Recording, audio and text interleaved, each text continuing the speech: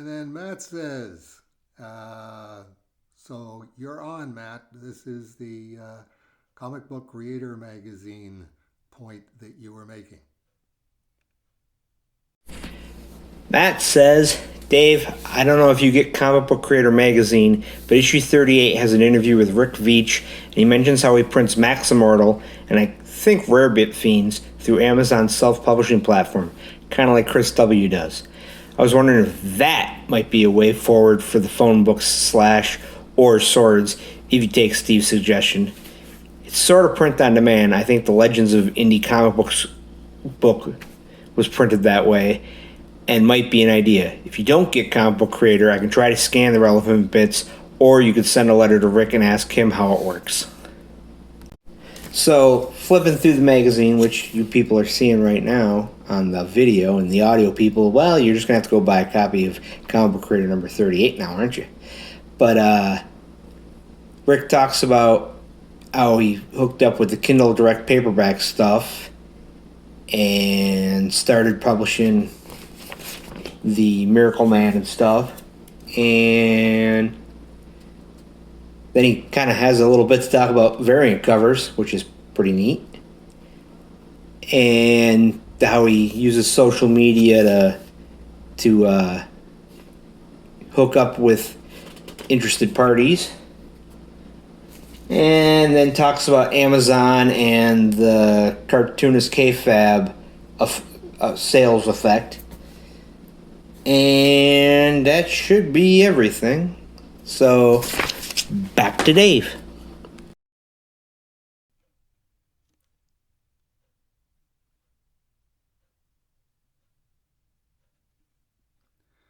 Um, I I don't really consider myself an Amazon kind of guy.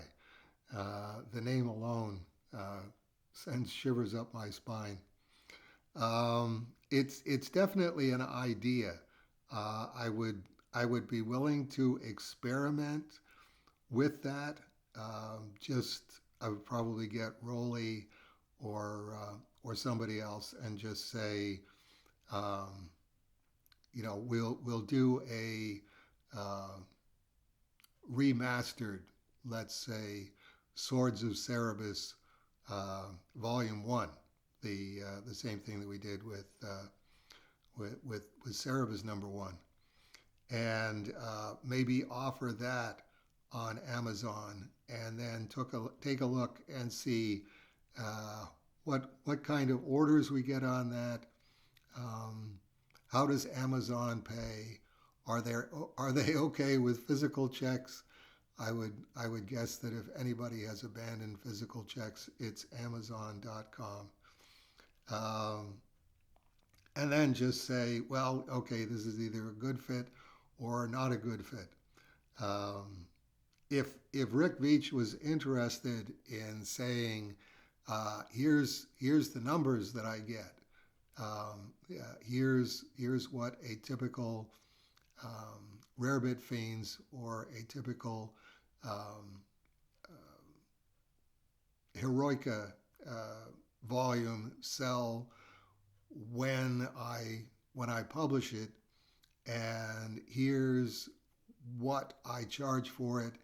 Here's the amount that Amazon sends me, um, and this is what the average check looks like.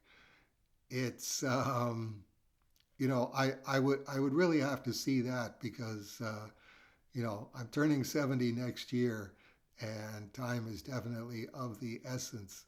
So I can't really afford to be going. Maybe this will work. It'll only take mm, you know 2 or 3 days of total man hours to get this all put together and launched.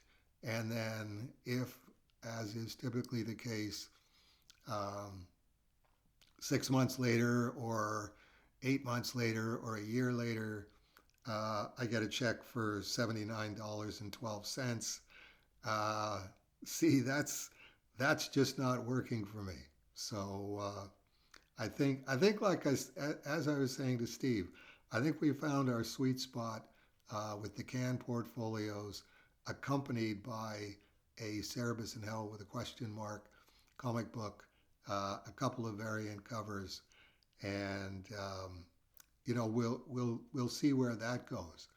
Um, I I'll be including in that, I think, Ninja High School pages 1 through 12. I'm trying to figure out a natural breakpoint where I can say, um, okay, 12 page comic book is cheaper to print than a 24-page comic book.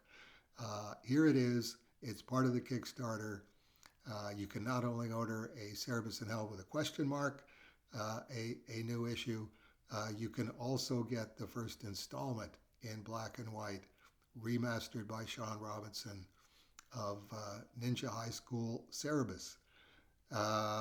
All of that's up ahead, but that's really the sandbox that I'm over and playing in actively in my head. My mind, as you all know, is a playground.